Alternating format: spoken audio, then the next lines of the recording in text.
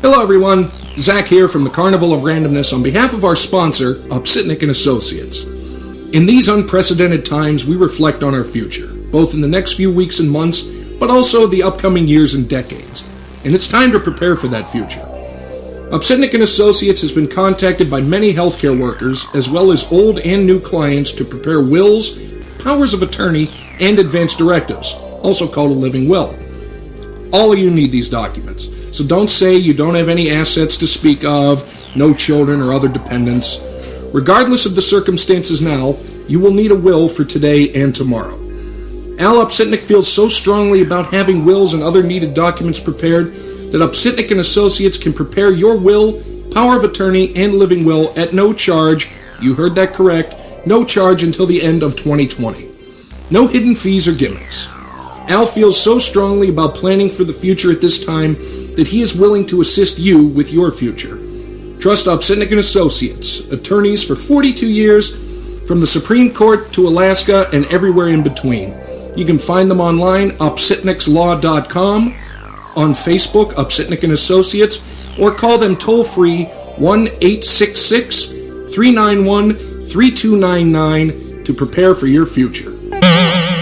Hi, everybody. It's Robert, actually, on the Carnival this week. We have, this year, I don't know if you've noticed, it's probably a little tough to travel. So we're going to bring a little international flavor here. And we have our musicologist in the corner, Ken, there. Oh, it's so good to see you, monsieur. And we're very, very lucky to have Vicki Rummler here. And it's international, so tell us why. Hi, Vicki. Bonjour. Really good to be here. I'm from the U.S. and I lived in Pittsford and Rochester for many years, but I'm actually based in France now. France and Italy a little bit too, so very European. So bringing a little bit of Europe to Pittsford today. Very cool. Very cool. Yeah. And how is the music scene in France? Now, you're in Paris, right? Yep, in Paris. Uh-huh. Now, is Paris considered itself sometimes Paris and France, or is it? Yeah, there is a little bit of that, like New York as opposed to the rest of the U.S. kind of thing. And they actually do say that in French. There's France, and then there's the rest of the country. So, there's a lot going on. It's very international. There's a good, Brazilian music scene going, and there are a lot of, North African musicians there. So there's a really interesting, blend of music there. And there's a lot of jazz, too. Yeah, a lot of gospel. There has to be jazz. Yeah, I've always heard, I was in Rennes too, but when I've been to Paris, everybody's been nice to me. I just have that vibe or something, or they look at me and they make fun of me later. Oh, well, sure, they have a sense But the thing too is, they open all night there too, is the nightlife, because I've always heard Paris at midnight, it doesn't close afterwards. Yep. Yeah, there is a nightlife, definitely. Things keep going. Oh, nightlife, Ken, what's that these days? I'll tell you what, it's non-existent for me. For a guy that I was going out, 5 nights a week at least. Oh, wow, yeah. And hitting 3 and 4 clubs a night. Yeah. And heading all around. You talk about the day the music died. Holy crow. Yeah. For me, it was March 13th, I think, 2020. And that was, boom, gone. That was it. Boom. Yeah. That was it. So going back to France now, I think let's address a lot of stereotypical ideas. You're hearing accordions all over the city as you walk around. You're hearing echoed Edith Piaf bouncing off the buildings. No. There is a lot. There is a lot more accordion, definitely, in Paris and in France. Is the accordion the American banjo? Do people eschew the accordion over there as we do the banjo here? I guess actually, yeah, it's a whole thing. You love it or you hate it, I think. Is it polka though? Do they do polka too? No, they don't. No, they do the French songs. They do Piaf, and there is a whole kind of a big scene for that kind of I can hear Vienne Rose in my head right now. Sure, yeah. I can picture the beret and sitting on a street corner. Well, there is that, yeah, and the baguette, under your arm and everything. So yeah. And then that's been, very briefly, so that the listeners know that I've hosted now a French foreign exchange student since March through all of this isolation and quarantine and whatnot, and it's been extremely interesting getting the cultural snapshot from there to here, especially from a 15-year-old who is part of that pop scene. Mm-hmm. What are the kids listening? This fascinates me Yeah. because I'm old and we need to continue our music, and that happens through the youth. Mm-hmm. So to see what it is that they're listening to and digging on has been especially fascinating. Mm-hmm. And some of it's very cool. Yeah, I think so too. Yep, there's Who definitely. is the big person right now? There are people in terms of for the youth music. In France? Yes. Let's see. Well, there's this young singer named Angèle who's done really well, and she's got kind of feminist lyrics. So I'd say that she's a pretty big one. And then there's another one named Zazie. I think these interesting names. So yeah, there are quite a few interesting. And the beauty of it these days is you can find it. If you want to look for it, probably look for it on YouTube first, or just look it up. You don't even have to go that far. Yeah. Nina and I earlier this week had to take a run to the store, and she said, "Oh, Ken, let me find that station that we listened to before I left." And it was, 107.7 something here in town, a local station. Mm-hmm, mm-hmm. Because of the formatting that is used now globally in the radio stations, Yeah. she brought up a station in Rochester that was almost exact format as what they're listening to in France, in Rennes. Yeah. She's from Rennes. Right, in the western part. Yeah. In the beautiful Normandy, Bretagne region. Yeah, beautiful part, yeah. And I swear, as the songs were coming on the radio, she's singing along, song for song for song for song for song. Mm-hmm. And she's not getting it here. I mean, it's something that's piped in from, it's just global. Mm-hmm. Yeah. These formats, which was interesting. It's out there. I mean, that's what I would always do, especially late at night, sitting in bed, play with the radio station. Yeah. You'd hear the static. Then all of a sudden something wonderful would come in. Absolutely. And What was that wonderful moment for you? What do you remember? Dr. Demento. Was it really? That was one. fun. But I would find other things too, like just going along, and you would find, I can't think of a specific, but maybe in the day, like especially before finding like PBS, obviously, you get the classical music or even opera, and it would just knock me out because I've been an opera fan since I took a trip to Russia with my college class, some friends from the history department, and I saw the Bolshoi. Cool. And some of my friends were, I'm not going to go, I'm going to fall asleep. I was entranced. I think also some things like that you have to see live. Like I'm a big ballet fan, and I don't watch, like if they have the Nutcracker on TV, you have to be live. And I always go, when we had stuff live, I used to go to Nazareth for all their ballets. Cool. Then I'm Very at cool. punk rock shows, so I always go all around.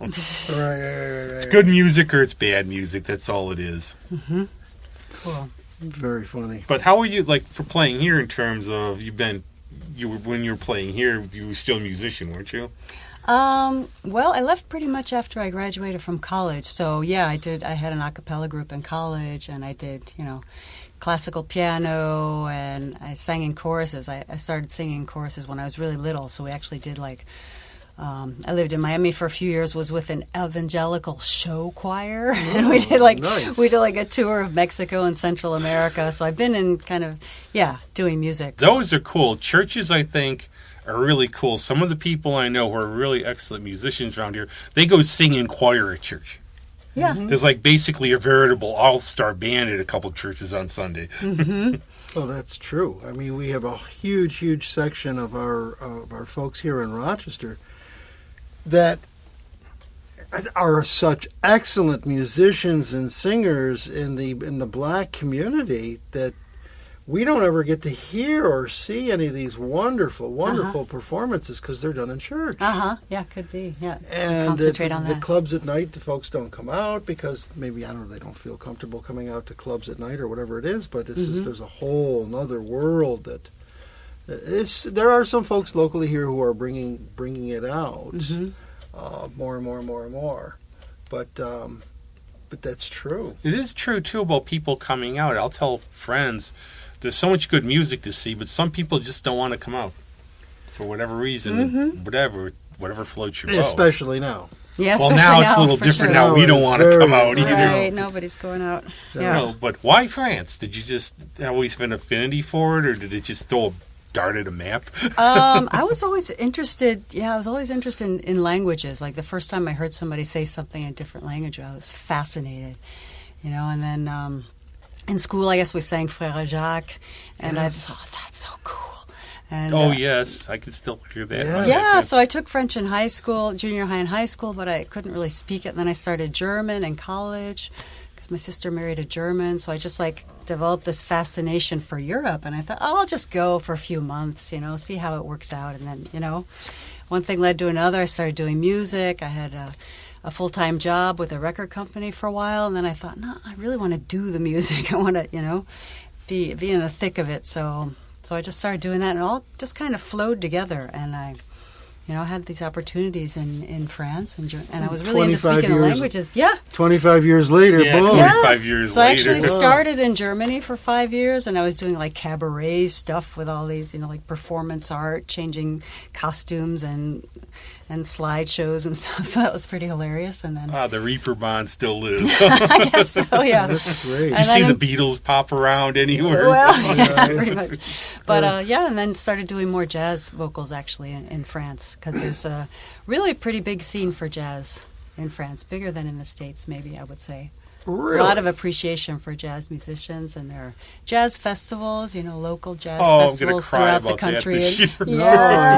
Yeah. There's still But that. the appreciation, the word appreciation that you use, even to today, even from the youth of France, one of the things that I still see is their appreciation, in spite of all the things that we have going on now, their appreciation of the Americans for giving them their country back, for the sacrifices that they made, and that is still very, very much prevalent with the French people, as I'm seeing it from my host child. The soldiers, World War II, the liberations, the invasion, et cetera, It is not forgotten. I can speak on that too, because we've never been hit by, since the Revolution, Civil War. No, nothing's been on our territory. Right. When I was in Warsaw, Poland, I'm going through the old town, and this has been destroyed by the Nazis, whole towns. Right. And there are monuments. This is fresh. There are people alive who witnessed this. Right. There's for the Warsaw Ghetto. This is very much part of the recent history. Yeah, absolutely. Where we've experienced it, only from movies and everything. Pretty much, yeah. And that's the thing. So we don't know what it's like. Right. So there is, and I've heard that before, in terms of how people are, appreciative.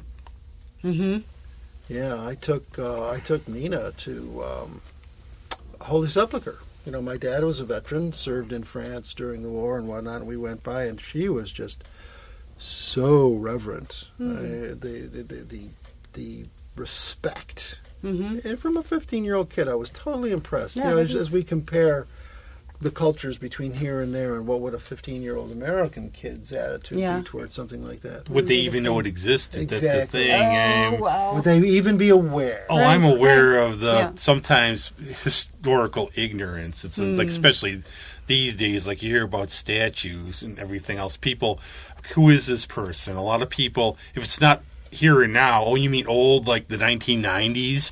Yeah, right. And some of these questions are apocryphal, I hope, but you'll hear stories about teachers who get questions on a test about when were the pyramids built. Oh, they're old, the 1950s. And I've seen these. You ever watch the dumbest questions? Yeah. And you hope these are fake. But some people, I used to do doors at bars. I was a doorman for years. And what I say, people ask me, are people dumb sometimes? There's some dumb people out there. If you do a door at a bar, no matter how dumb people are, you'll go, there are some out there 50 to 70% stupider. No. It's funny. Yeah. Hey, very quickly, I wanted to jump back to one of the things that Rob said earlier about that definitive moment with music and the radios and whatnot. When we were kids, laying in bed at night.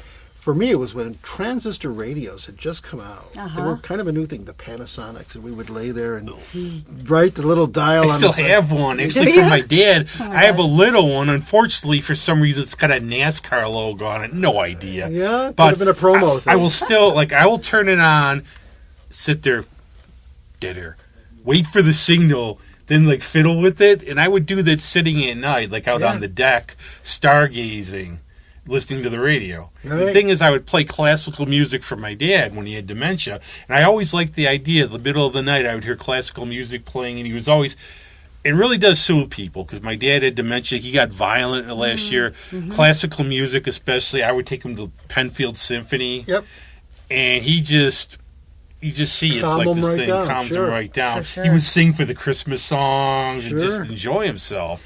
And it has that ability, and I think it has that ability, especially, I don't know if anybody's noticed, but it's sort of tumultuous out there. Music brings people together. Yeah, for sure. Well, it gets to the whole socialness of things, because music is a social thing.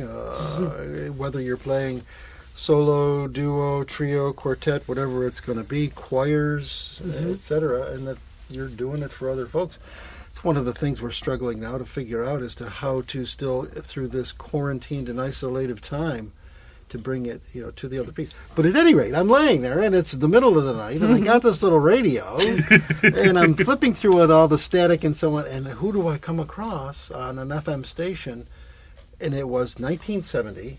I can definitively remember the day. Wow. Keith Emerson. I'm listening to Take a Pebble, Keith Emerson's first album with ELP, blew me away. That's what I wanted to say. That's what I always say. There's always the moment. I've always said, like, Nick Lowe's Jesus of Cool is, I call it in a good way, my gateway drug. Because I call it good. I always use good gateway drugs for music, because you get this album It takes you and down it a takes rabbit you to hole, another level. Yeah. Tom Cohen would say this to me. I would come into the bop shop. Tom, give me something in jazz that blows my mind. And he gave me Die Like a Dog Quartet, which is this almost like Captain Beefhearty German band that goes on for one song for 30 minutes. And all of a sudden you get into it and you go to, okay, where can I go from here? What's this music? What's this music? And if you limit yourself, that's the problem. If you only like one genre, or your buddy Rich, who like supposedly said on his deathbed, death isn't as bad as country music. No, there's some, like, he hated rock drummers. He made the comment about, well, if you can't play music, you'll be in a rock band. And maybe it was bravado in a lot of ways. Yeah. But he just had sort of this contempt. But he backed it up with what he did. Yeah, of course. Vicki, what is your background and style and so on? How did that all develop for the type of music that you're doing now? Well, it's true that I've done a lot of singing harmony. I actually started singing harmony with my dad in the car. He sings barbershop and whatnot. So I really got into singing harmony at an early age, and with the children's choirs and show choirs. So I was always really concentrated on that. And then a cappella. Did a lot of classical piano. Classically trained? Yeah. Did you come up through a conservatory or something? I took private lessons, and then I did, I accompanied people in school, elementary and junior high and stuff like that. So that's all been a part of it. And let's see. Where did your favorites lie with the classical piano? Well, I did like Chopin a lot. Oh. Yeah, I like the very floaty kind of, yeah. Is that because it's the first you heard, or just did it attract you like that? I don't know. I think it was because he was they always say he was very like a pianistic composer, like he really concentrated on the piano. You can really feel that it's all... Because for me, I remember the first, you always remember your first. And the first thing I heard was Masagorsky's Pictures in Exhibition. Oh, so yeah. it doesn't matter what I've heard since. Whenever I hear that, it takes me back to those days when this is when I found this, and da da da da da da da da. Yeah. So there were, I guess, some pieces by Rachmaninoff that I really liked playing too. Do you remember how old you were before you were cognizant that it was classical and not popular, or that difference? I guess I probably made it to like 13 years old or something like that when I thought, okay, this is classical. There are other kinds of music. And then somewhere around then, when I was a teenager, I heard like Glenn Miller. Yep. My chorus director gave me a Glenn Miller cassette. It was a cassette at the time. And I heard this and I was like, oh, what is this? This is seriously cool. And I took it home to my parents and I said, have you heard this? And of course they'd grown up with it. So that was kind of hilarious. My dad was a Spike Jones man. Yeah. So, but one of the things Ken, if you could talk about this too a little, I try to go to the RPO, maybe not this year. obviously. Yeah. And one of our gems is the Penfield Symphony Orchestra. Right. Go down, and the phenomenon I know, especially at Penfield, which anybody, when it comes back, it's fantastic, and plug our own dear friend Kyle Vach plays on it a lot. And I wanted to throw something at him because somebody gave him roses. And I sent him a message after, and he went on, wow, that bass line was tough the way they did it, and he got all technical. It's like layman's terms. But anyways, the one thing I see is I will see smatterings of young people, but it's mostly older people. And I just wonder, in France, is it a younger audience for classical therapy? How do we attract the younger folks? Well, they do. From all of the kids that I see at Eastman, because I spend a good deal amount of time down there and at the theater and Hatch Hall and Kilburn and so on and so forth. I'm telling you, the kids are such a wonderful resource in spreading it like a ripple through a pond through the educational auspices. But I really fear that as we get into the society, the general Monday through Friday mom pop families and so on and so forth, we're seeing a lot of it fade. I do too, and that's my lament. As I said it, I'm looking at the audience going, after this generation, it's fantastic stuff. It's going to carry on to the next. Who's going to come and watch? Yeah. If you're playing, nobody's there. Right. And right. I can't. These are bigger problems that we could solve. But for sure. No, but it's an interesting question. It really is, because it seems everybody, the kids, again, I'll use that. I don't even know. Let's define some kind of an age range, maybe from 12 to say 25, till college age, right? like around there. So much of it is programmed. So much of it is done through AI, through the playlists on the radio stations. Yep. One of the things that I seriously noticed in listening with Nina again on the radio was the sameness of all of the tunes and the beats and the production. The keys, they were in the same, it's in D, they're in G, they're kind of in down A. to a format. It's like when I would take road trips, if you put the radio on, how much we couldn't hazard how many songs are out there in the universe. Why do they have to play the same song every 2 hours? Right. And actually, we had our friend Kim Draheim was on here. Yeah. And I asked him, compare music now, the industry, to then. And he got a little ruffled, and he said they cared. I mean, there was stuff that went on, but for example, Quicksilver Messenger Service, when they got voted best, they were proud. Right. And bands worked on the circuit, and they worked their way up. Everybody came up.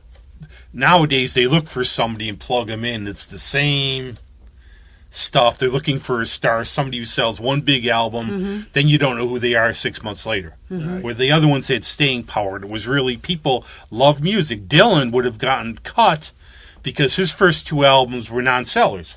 Well, I would invite you to go out to YouTube. There's a wonderful, maybe 3-minute clip with Frank Zappa, who explains, back in the day, through our 60s and early 70s, the record executives didn't know anything. They're old men with cigars and this is, paraphrasing him. These guys chomping cigars behind the desk. They didn't know.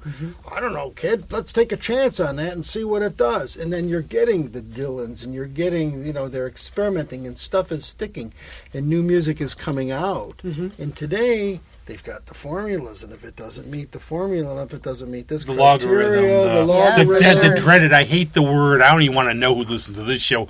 We don't look, the demographics. Yeah. Oh, right. Yeah. Get that 18 to 49. Yeah. But remember radio stations, too. In the 70s, a lot of places I know of, they were a bunch of old hippies playing. Yep. And you could go in, it would be dreams for us. You just go in, stack, play whatever you wanted. Yep. Now it's just this pre-programmed junk food. Yeah. And there was an interesting thing about France. I don't know if it's still in effect, but years ago there was a law that radio stations had to play 40% French music because they were trying to, save the French artists kind of thing. Perpetuate because their otherwise legacy. Yes. the English-speaking music has more, more advertising and more, more weight. For getting on those radio stations. But also we talked about, you mentioned Nina, and it reminded me of Nina Simone. And I think one of the things also about France is a lot of black artists, especially with the crappy stuff that was going on here, they would flee to Europe and Paris, and that's why it was huge. Sure, yeah, right. That's why Musicians, it was like just a great place for music, because everybody here who was facing all the stuff with segregation and all these other problems we had as we tried to develop, is they would go there to the clubs, play like the movie Around Midnight and all these. They were all these expats to Paris. Right, yeah. You know, in the 20s, the 30s even, the scene there was incredible. Vivid, absolutely. Yeah. I mean, I would be like for time travel. That would be it. I'd want to go just hang out there and just... Was it John Cale, Paris 1919? Yes, which one of my favorite albums, of course. Exactly. No, but it does. It paints that romanticism of all of the life that was happening there with all the painters and Guernica and Picasso and all of the musicians and so on. Absolutely. There's a great book I read. It's called Fireworks After Midnight. It's about Paris in the 20s and 30s. It's at the library. Now they're open again. But it's a fascinating book. And I also think we had a plague in 1918. The name Spanish flu, which is a misnomer, but it's because the Spanish newspapers could report it. But people, I think, after, and this might be an analogy, after going through this for years, a war, people want to get out and live. They want to, unfurl their colorful feathers and everything. Yeah, for sure. You get out there and strut your stuff. You can't contain us. We are a species that needs to be social. Yeah, for sure. And I've always said it's a community thing. It's like Tom Cohen will use that a lot about it brings people together.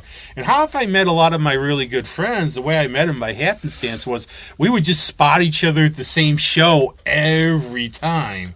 To where it became familiar. You'd walk in, whoops, there you are. And I'll tell you what, I'm missing that. I almost got all verklempt. Are you familiar with the word verklempt? Yes. Yes, I know. For sure. I stopped. I mean, it's just been recently that I've been going out a little bit, mostly from the car, because I'm finding kids are setting up on the street, and you could literally pull up to the curb. I saw your picture by Chestnut Street. Yeah, yes, the Spirit Room. The Spirit Oh, Room. you did that one? Yeah, the Spirit Yeah. Room too. Yeah. That's State Street. Chestnut's the other one. And you can just pull up, and they're playing right there. You don't even have to get out of your car. And then I stopped up to the little cafe, and they've got everything going on in the parking lot. And it's like, I'm seeing friends. I mean, close friends that we would normally see 5 and 6 times a week. Wow, yeah. Like, you haven't seen them now since March, right? So much catching up to do, and it's that whole humanism starts to come back. I just hope I can remember everybody's name again. It's interesting, I know. And like one of the things too is I'm hesitant in terms of going out a little. I've gone out. It's been a little awkward, but just on a rare occasion. And it was like, I remember seeing Danny at Abilene the first time, and it's like seeing somebody, it's like, Danny! It's like every night you'd be there. Right. I have my Save Abilene shirt, and you go down and you respect it too, the fact that it's very tough for them, so you have to wear, you follow the rules, you do what you're supposed to, take a seat. See, now, me being of Italian heritage, well, Italians hug. Yeah. They're French. Yeah. They're French. Yeah, it's been really hard for them. Yeah, no Little kidding. kiss on the... Absolutely. Very awkward. They do the thing in Europe still with the kiss. Oh, They yeah. do, absolutely In France, they do. especially. Oh, I'm yeah. a germaphobe. I'd be freaky. Right, not in Germany, but yeah, in No. France, sure, yeah. Nina got back. I was like, I missed you so much. And, we gave the traditional... and you don't even care. It's like, when she left June 16th, the way things were, we fully expected never to see her again. Yeah, sure. I'm surprised myself. So hard to know. And I just bless her and bless you and everybody in terms of, I hope school goes well. Oh, That's all I can say. I'm not an expert. I'm not going knock to... on wood. I do know, like a friend of mine who's a teacher, I text her the other day and I said, how are things going? And she just said, we're trying to prepare. It's been hell. And I just know the way I was as a kid, I'd be going around coughing and saying COVID on people or something. Probably. Kids don't get it. Kids are immortal. Right. You know, and I mean, they may be younger Yeah. than that, but especially younger kids, not just high school. They hopefully have some semblance of sanity in high school, we hope. But say younger grade school kids, you're going to keep these, you know, they're social creatures. Of course, Surely. And they're going to want to mingle. They Yeah. get dirty. Well, I'll tell you what, our Yeah. teachers are our newest frontline heroes. Absolutely. And I do that Those. even like if I go to the store and I try to avoid it. I think if I did your job, I would freak. I mean, I do work. Usually we don't deal with people. Having to do this all day.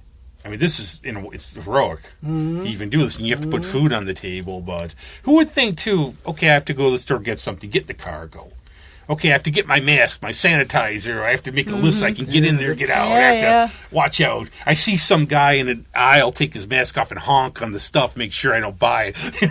Hope nobody has a... I've only seen one so far. That's one of the One change. incident without the mask where literally they had to call 2 police cars. And the people were having a fit and they were like spitting on the manager. But otherwise, I haven't seen it. I've heard stories. Well, that's nice. And I don't think the Illuminati is making us prisoner by wearing masks. Oh, Jesus.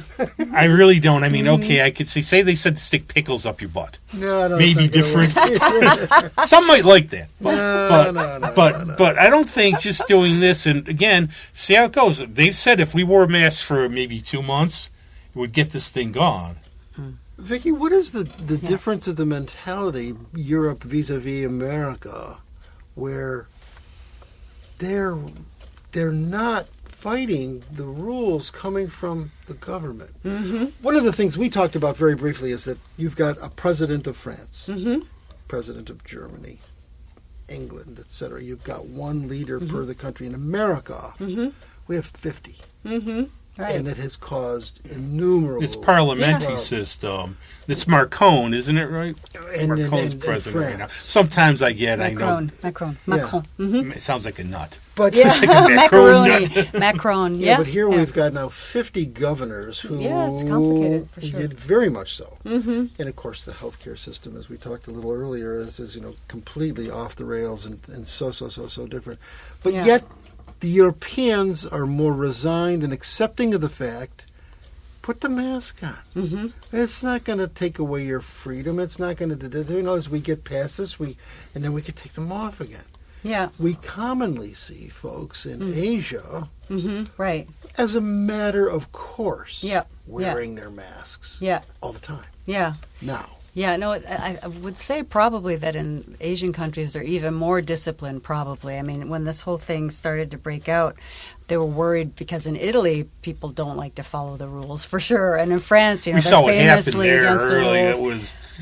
But they believe the science, and the president was very clear about what had to happen, and it was enforced. You know, they did have people out in the streets, and you had to fill out a form every time you went out.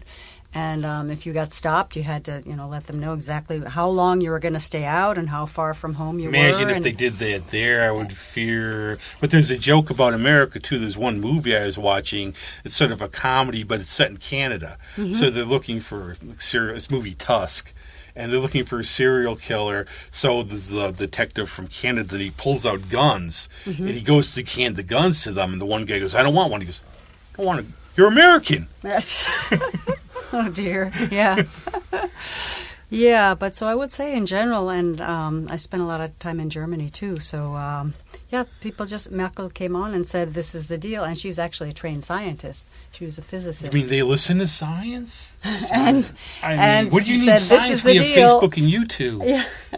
So We have memes. we so need to get back to that. So We don't respect science at all, and I think some people, it's archaic to them because they studied it, they didn't like it, they don't realize science don't care what you think, the facts. And It's the facts, Jack. And I also think, too, a friend of mine said this to me who lived overseas for a while. He said, I said, we don't think of ourselves that way, but we're a young country, in respect to the world. Yep. And they've been around a lot longer, and they know how things are. They've gone through France has gone through, obviously, Napoleon, the kings, all kinds of different governments. Like you said, they're playing and around wars with these and- invasions, Oh, sure. wars. Yeah. And that's the other thing. We don't get into politics, but in terms of the parliamentary system, and I think there's a good or bad with some elections in some countries where, okay, we have two parties, we're very polarized now. But I think there's ups and downs. Like, suppose we had 10 parties or so. You're going to get maybe candidates get in with 10, 12% of the vote, you can have problems like, for example, I know one of the Scandinavian, I think it was Denmark or whatever, they had somebody, you'll get somebody really, really extreme. So there's that part. But maybe also when your parliament's filled with all these different things, you have to get along more. Right. You have to compromise more. Yep. Where now it's like, I think this is the worst time where everybody should be coming together, yet I think we're going farther apart all the time. Becoming more polarized, Yeah, but that is an interesting point, too. I think that the U.S. is a really young country compared to the European countries, and you can feel that. It has good things and bad things, of course. But, yeah, being in Europe, you really feel that weight of the history. It's the old saying. And we got to get along. You really feel that. It's the old saying about in England, 200 miles is a long way. In America, 200 years is a long time. Yeah. What's sure. 200 years in England or France? It's a drop in the bucket. Right. No. Well, you were mentioning France. I mean, it got me to thinking. It's like we have posts and signs right down at the bay, across from the Bayfront restaurant. You mentioned Napoleon. I mean, take it back. Lafayette fought at Irondequoit Bay, for heaven's sakes. Way back during the 1812 and all these earlier wars. I mean, the relationships that have happened between these countries if France hadn't helped us, we wouldn't have made it through the revolution. Yeah, Ben Franklin went over, brought huge Right. rock star over there. Oh, yeah. That's what the coonskin, I guess he wore the coonskin cap thing because it was popular. That's why he wore it. It was popular with the ladies. Good old Ben. Read Walter Isaacson's book on him, which is great. And people always have the picture of him. That's why this was... The ladies in France loved it. So I'm sure. Let's let Vicki Hilarious. readdress that question about what were the popular influences that drew her as she was cultivating her musical starts. Yeah, so there was, Glenn Miller kind of introduced me to jazz, and I listened to a lot of jazz singers anyway, growing up. It started with like Doris Day and Ella Fitzgerald, of course, and Sarah Vaughan, and working on the harmony too, and we did a few jazz tunes that I kind of arranged for the a cappella group in college. So, and that kind of got mixed in when I went to Germany and, was listening to, there are a couple of German a cappella groups, which were fun too. Just pretty much started developing jazz more, actually, even when I got to Paris, when I got to France, because there was this appreciation for France. And there are some really interesting French jazz vocalists, too. There was a really cool a cappella group back in the 50s called the Double Six of Paris, and they built on kind of like Lambert, Hendricks, and Ross kind of vibe, but did it all in French. They did this album with Quincy Jones. And the woman who led the group, Mimi Perrin, actually transcribed all of these instrumental solos from Count Basie tunes and put French lyrics to them. So that was really cool. Excellent. So that was kind of an influence. So it's been different influences over the years because I also grew up with folk, like John Denver and James Taylor and Joni Mitchell. So those kind of are feeding into the songwriting. It's all a beautiful stew of music there. It is. And who did you get involved with there for playing? Did you how did finally? How did it come about? You've played. I take it you've had musicians with you, right? Yeah. So how did you find them? Yeah, for sure. Wow, you're an American. We want to work with you. Right. Yeah. Let's see. First, it was an a cappella group named Rue Blanche. I was doing a workshop, and then we decided to form a group with this really cool French singer. Is your primary instrument voice? Well, I would say, yeah. Over the years, I've become specialized in voice, yeah. I really started on classical piano, but I got specialized in voice over the years. So if you were at a cafe, would you have somebody accompanying you, or would you be accompanying yourself on a guitar or piano? It could be either now, because I do have this whole jazz repertoire, and I've sung a lot with different musicians. I've done my last album was only duets with different guitarists, with 5 different jazz guitarists. So I do like the duo format a lot. Let's see. I played with I played extensively with this pianist named Nico Morelli, who's an Italian pianist who does a lot of jazz. No relation to the Morelli we know here in Monroe County. Probably spelled wrong too. Our congressman is a Morelli. Oh, right. Okay. Yeah. Right. I've seen his name.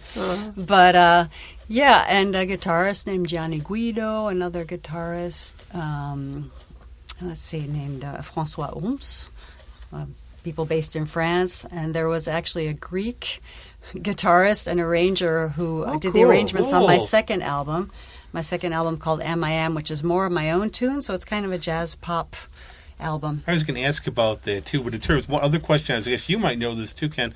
Who is like the person who would be living considered probably the best classical performer in France at the moment? Oh, good. I don't know either.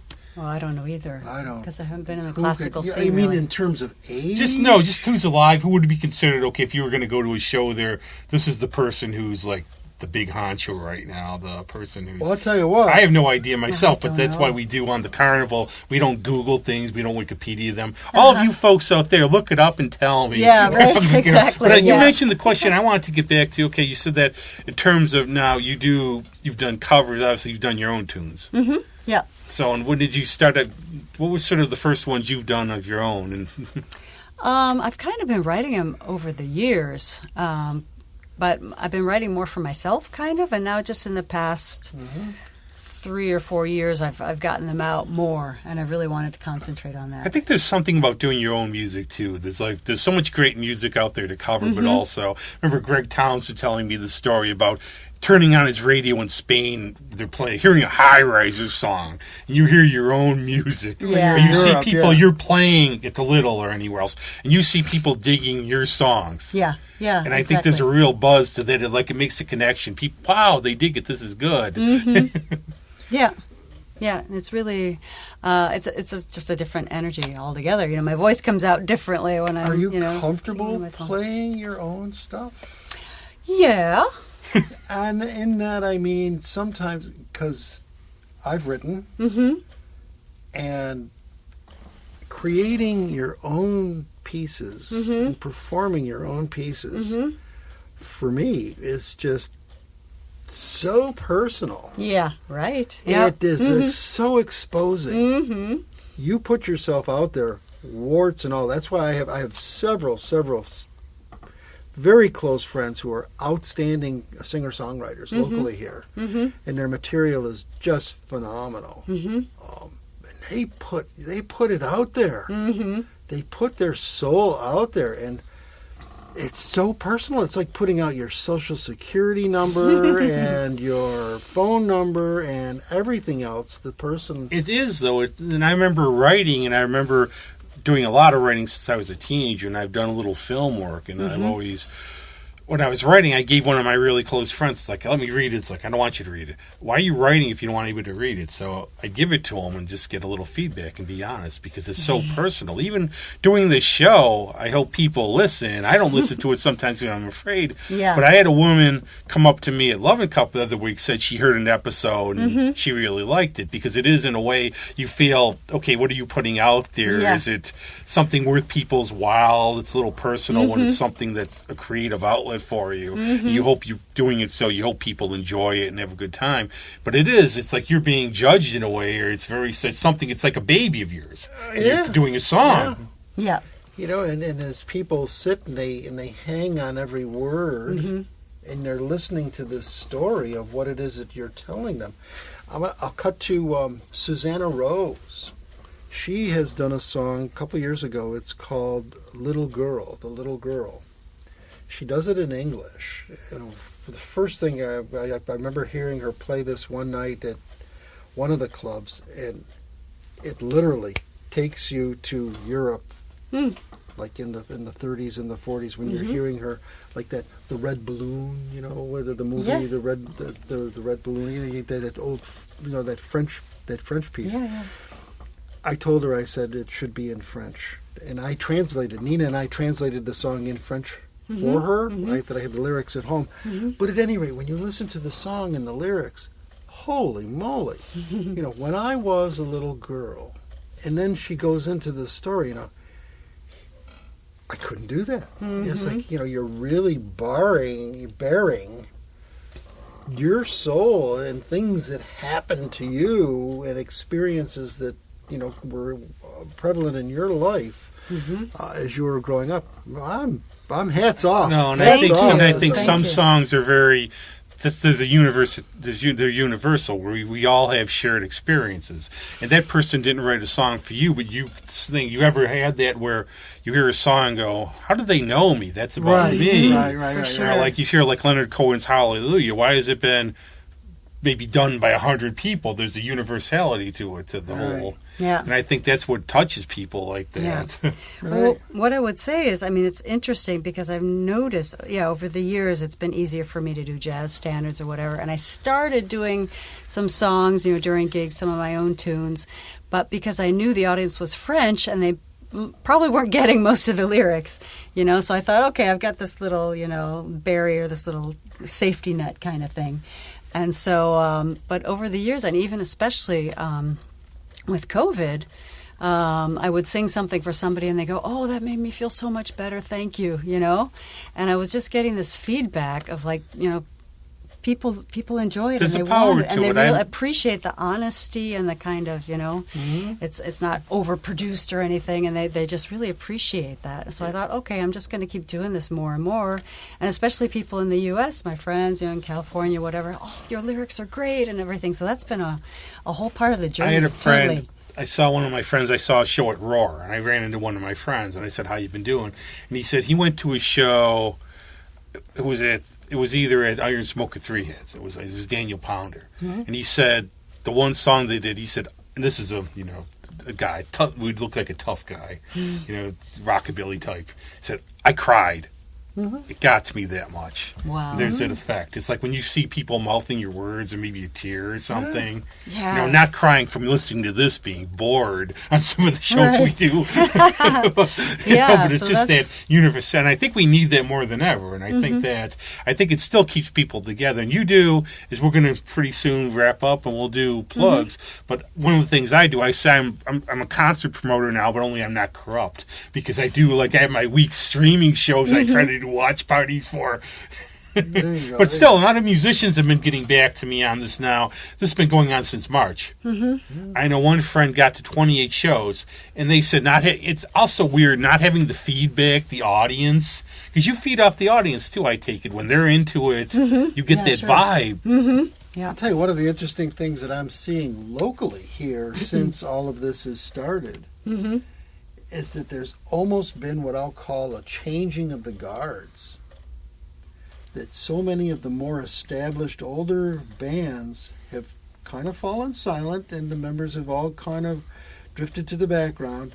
But the kids, the singles, the duos, the trios popping up here and there, I'm seeing a lot of names that I was not recognizing or didn't know of in March or April that they're starting to come out more. I've seen, it's 2012, I call that the year I made so many new friends. This is somebody I've gone back in music almost as long as Ken. Almost as long. Almost It's my show. I'm not going quite as to. long. I'm taking the age. There you lie. go, that's fine. So, and I was involved for various reasons. I was involved in this music when I was a kid.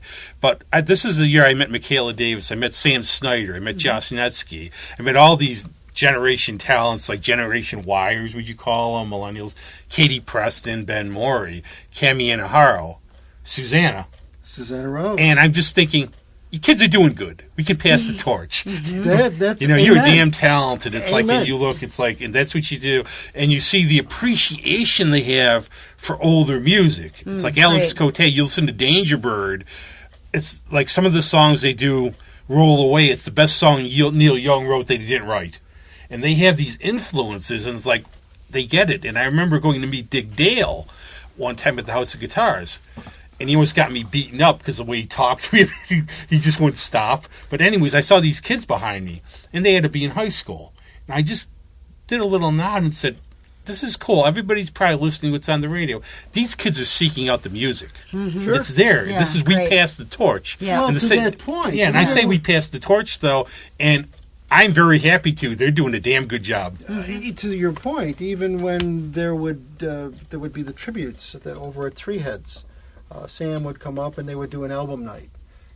Fran comes out one night and he does Warren Zevon's Excitable Boy, right? Yeah. Sam Snyder comes up. What did he do? I think he did the White Album, didn't he? He did the White. I remember he was petrified because we were Right, talking I mean, about it. But and then they did Ziggy Stardust, Yes, Alan Murphy, yes. the Mighty High and Dry. They had guests, but Sam did the White Album, and I remember he was. And they're going back and they're doing stuff, from when I was. That was my. The Beatles. Yeah, that's our and so stuff. that's- And I even predate you on some of that stuff. But yes, that's impressive that they are willing and that because it's good music. Because it's good music. That's Right. what the thing is too. And I'll have the things where I remember these kids talking behind me when I was at Wegmans in the days we didn't have to socially distance, and they're saying. There was this weird old guy. I saw this clip of on TV. He had this makeup on. He had a weird voice. And I turn and look at him, and I'd say, Bob Dylan, maybe? Who's Bob Dylan? Yeah. I had English kids over here from the Old Toad who, to me, blasphemy, being English, did not know who the Kinks were. Oh, that's not good. Oh, Yeah. wow. And they grew up in that generation, Stone Roses, all that. Right. And if they didn't, and for me, when I went to England, obviously, what did I have to do first before I did anything? Abbey Road. Yeah. Yeah. That's like my pilgrimage to Mecca. Yeah, sure. But really, they pass it on. And music, really, especially Rochester, we have a great scenery, and people don't appreciate it a lot of times. I have friends in Atlanta who say they love the city, but they say we don't get half as much as you guys get. I can That's tell true people, story. Ken and I would in the old days, we could go out every night. Not anymore, but Oh, wow. Yeah. And not have it cost us hardly anything, and that is so true. My sister lives in Boston. My other sister is in Colorado and Denver.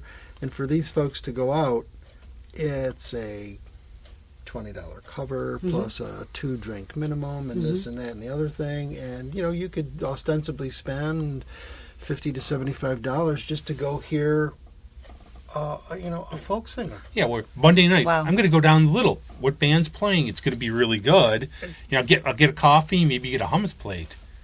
Yeah, and you're good Great. to go, and you've got 3 hours of Give music. them a tip by, I try to always, it's the one thing I've always, you try to, buy whatever they have, support. I always say support local music, don't burn it. They're not Lady Gaga. They're Right. trying to make a living. Right. What I have a real quick question. I don't know what your time agenda No, is. we're almost about to wrap up. I think All it's right. been really fun. For Vicki, Yeah. when you go into the studio, how extensive, because I've produced as well, how extensive will you go with your productions on your pieces? Will you incorporate strings? Will you bring in this, that, and the other thing in the kitchen sink? And Well, that's a good question because I'm currently kind of like working on 2 different projects, and I think one of them is going to be really minimalist, maybe even just vocals. I'm actually going on an artist residency for songwriting in the beginning of September to come up with 10 new songs for an album, and I think I might just do it all myself, a little bit of guitar and a little bit of piano with my own songs because I'm really enjoying the minimalist thing, just really concentrating on the voice. I think it's a minimalist kind of year. I think I so. really do. I Yeah. think that's there's something about it. It's almost like it feeds to that. You're sitting alone and playing away and just.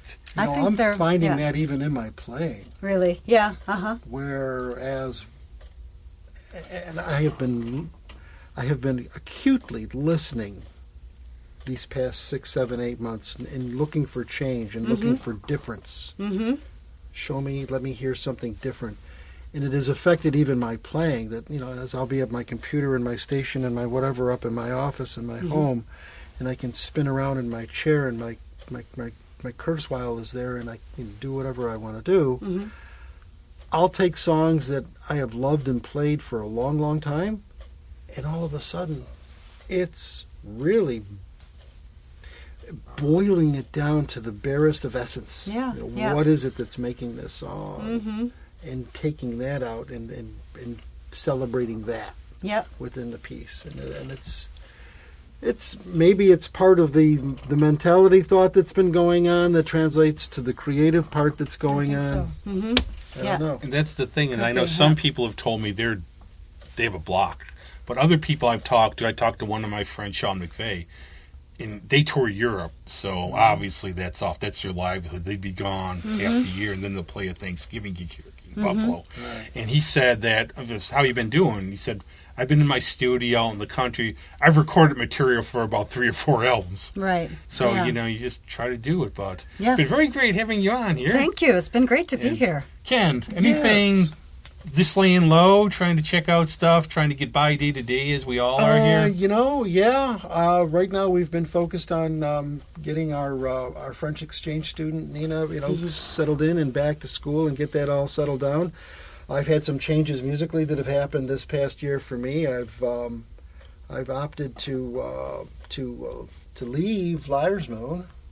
I kind of extracted myself from the group so that I could explore some new and different things. It's always growth. So that's it. Yeah, that's what we're doing. You have to get some good traditional French recipes from her while she's here. I got them. Oh, good. Always, you got to do. Her mom has already sent us the yeast that they use, and I've got the... Well, the yeast you can do is share them with me. Oh, ba-boom. Hey, you know my posts. And what do you have coming up? You've been doing streaming, right?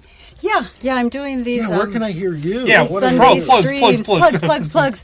Yeah, well, I have these Sunday streams that I've been doing on Facebook every Sunday at 1 p.m. Eastern Standard Time, so 7 p.m. Paris time.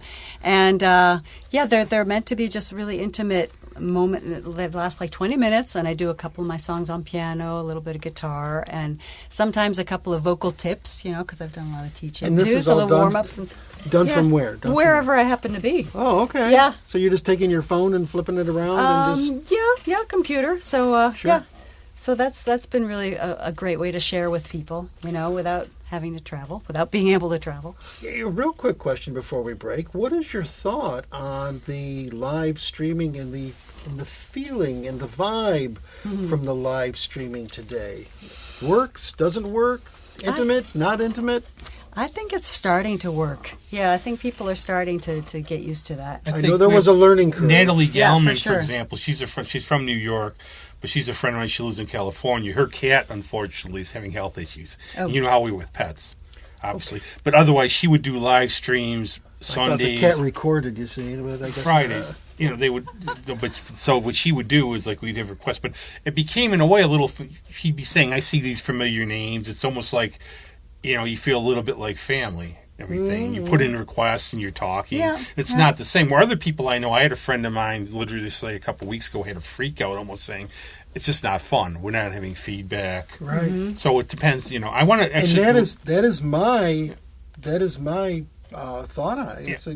I want to do a big thing after this is all over about people's reactions and how they've coped with this, because I've had some friends who are massive introverts who say, "I hope this never ends. It's the best time I've had in my life." Yeah. And It depends people, on how, I feel very bad because I can be introvert, whatever, but there are some people, obviously, loneliness is a big thing, and there's going to be some people who really feel in loneliness. Yeah. I'm going to use 2 quick examples because I scroll through, and I spend time on Facebook, and I scroll through a lot of things, and I don't listen to a lot of things. Seen it, know what it is, but I'll always stop. Today, this was before coming here, I'm watching Toya Wilcox and Robert Fripp, right? They do Sunday brunch with Robert and Toya. Now Robert Fripp is an absolute, a giant in my book as far as a musician, King Crimson, et cetera, et cetera. But it's showing the human Robert Fripp and him and his wife running around doing all these silly things, and it's brilliant. You get to learn a little bit more about this guy. He takes his own mystique away. He takes his own seriousness away. So yes, you gravitate to that and you'll watch that. Last night's show with Michaela and the guys, The McCarthy brothers. Oh my God.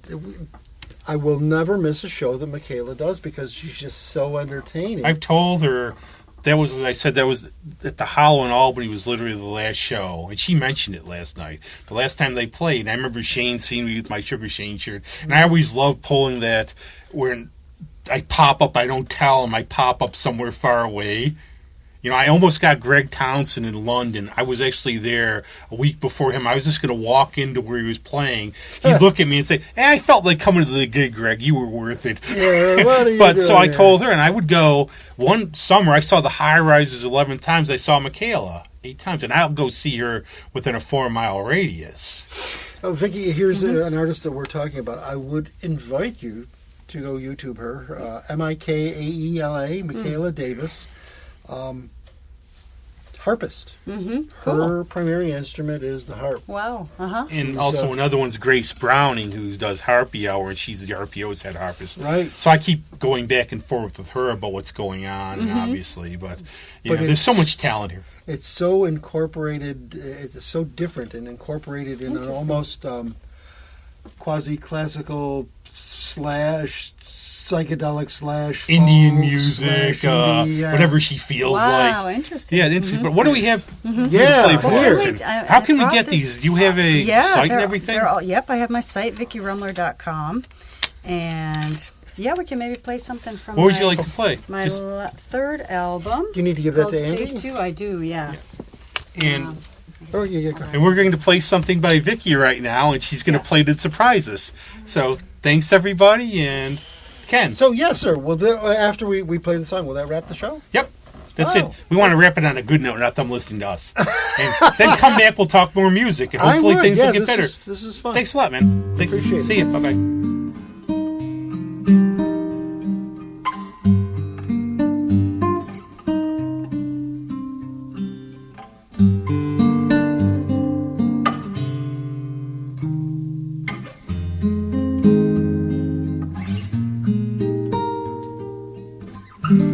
He's looking at you, kid. Did you find someone new? I did. If way back when I'd been more me, today we might have been more we. But we can't go back, we can't go back. We can't coax our memories through that tiny crack. No, we can't go back, we can't go back. So here's looking at you. The choice was made from sun to shade, from waves to shore, but evermore your smile stays in my mind's eye as time goes by. Sada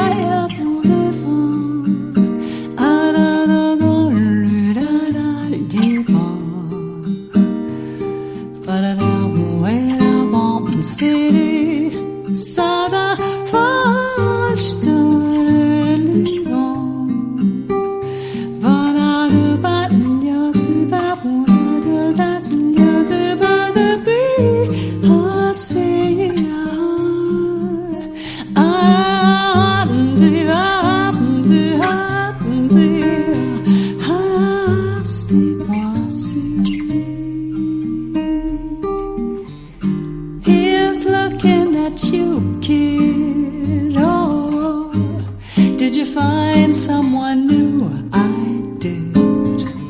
If way back when I'd been more me, today we might have been more we. But we can't go back, we can't go back. We can't coax our memories through that tiny crack. No, we can't go back, we can't go back. So here's looking at you. The choice was made from sun to shade, from waves to shore, but evermore your smile stays in my